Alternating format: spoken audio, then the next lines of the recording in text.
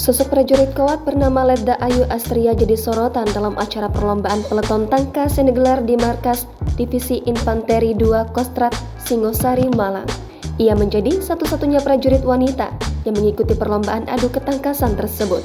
Melansir dari Pengkostrat, kegiatan digelar dalam rangka memperingati Hari Ulang Tahun ke-62 Kostrat tahun 2023 ini diikuti 15 tim yang berasal dari Satuan Tempur atau Satpur dan Satuan Bantuan Tempur atau Satbanpur, jajaran Divisi Infanteri 2 Kostrat.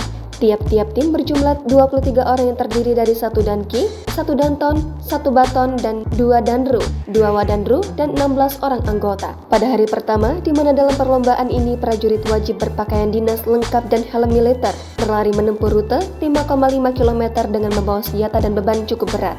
Letnan 2 Ayu Astria Umalekoa yang merupakan danton Koat dari Yon Bekang 2 Kostrat adalah satu-satunya wanita yang turut ikut serta dalam lomba ton tangkas ini. Dalam pelaksanaannya, prajurit Koat ini juga tetap wajib berpakaian dinas lengkap, ransel, senjata, dan helm militer seperti peserta lainnya, dan mampu mengikuti perlombaan hingga finish. Dan Yon Bekang 2 Kostrat mengatakan bahwa lomba peleton tangkas ini merupakan lomba yang digelar dalam rangka memperingati Hari Ulang Tahun ke-62 Kostrat tahun 2023 yang bertujuan untuk meningkatkan kompetensi prajurit sekaligus merupakan tolak ukur pembinaan prajurit di satuan masing-masing.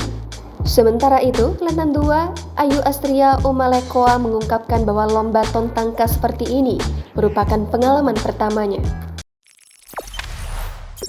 Jangan lupa subscribe, share, komen, dan like ya!